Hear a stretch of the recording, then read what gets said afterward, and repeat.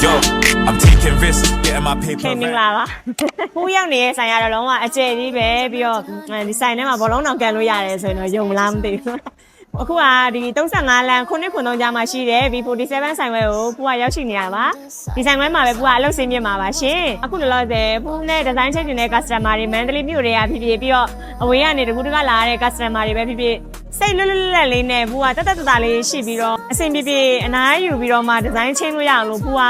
customer တွေအတွက်ကြည့်ပြီးတော့ဒီဆိုင်လေးကိုပြောင်းလာတာပေါ့နော်အခုဆိုရင်တော့ဘူးနဲ့ဒီဇိုင်းလာချင်းနဲ့တာစီရဧည့်သည်လည်းရောက်နေရယ်ပြီးတော့အဲ့ဧည့်သည်ရခိုင်ဆောက်နေရတယ်လည်းရှိရယ်ပေါ့ဒီဆိုင်ကအရန်ကျယ်လုံးလို့လေ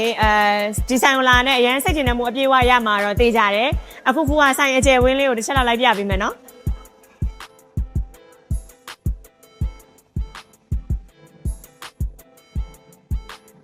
ကြည်ကြဝန်းဝန်းရှိပြီးတော့မှတက်တက်တာလည်းရှိတယ်ပြီးတော့ဘယ်နှစ်ယောက်လာ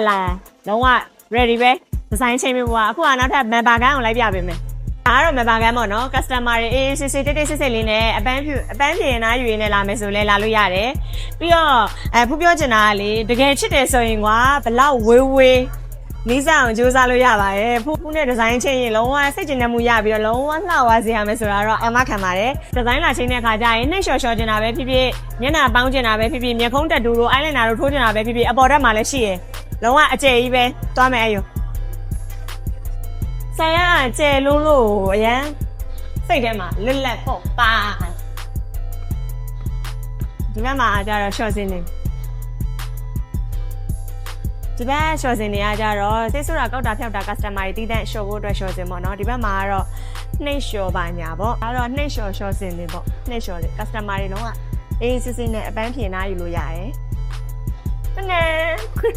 ဒါကတော့မျက်နှာကန်